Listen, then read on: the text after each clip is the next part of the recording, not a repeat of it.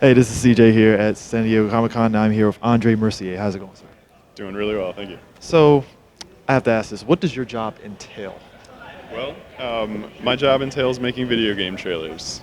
Is it just trailers for you? Just trailers, yes. So I started with a film background. Halon works mostly on feature films, but we also have a cinematic department where we work on video game trailers. So we will work directly with the developers and the publishers.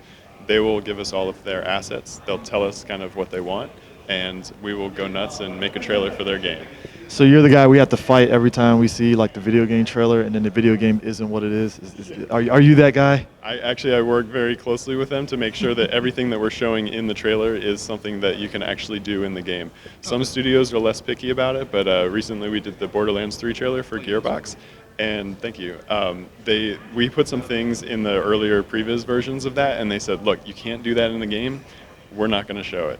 So we're very careful about that. Yeah, I mean that's a pretty good segue. Has there ever been a time where you've gotten pushback, or you might have pushed back against a company that have been like, hey, can you actually do this in the game? Because we don't want to kind of advertise this if you can't do it, so we're not getting hit on and Yep, it's a balancing act, definitely, every time.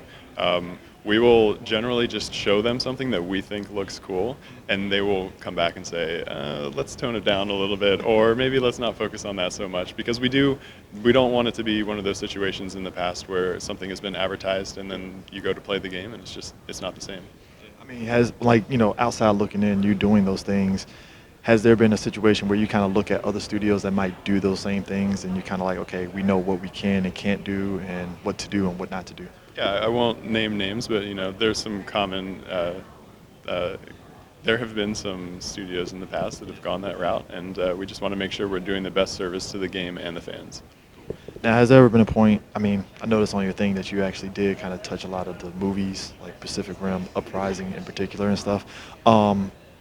Doing the trailer for that movie in particular, what it kind of entailed, what you could and couldn't do, especially with a movie versus a video game? Sure. Actually, so for the film side of things, I've always worked in pre- and post-production on films, so I actually helped to make the movie through animation and visual effects.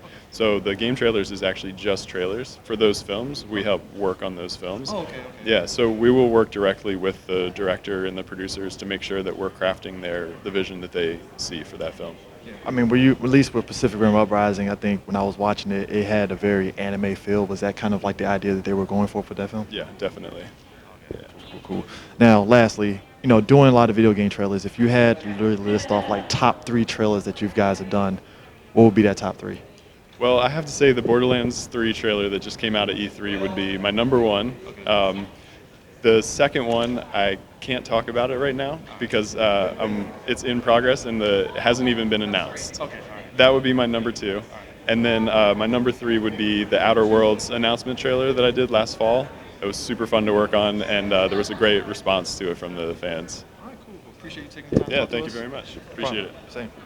Thank you.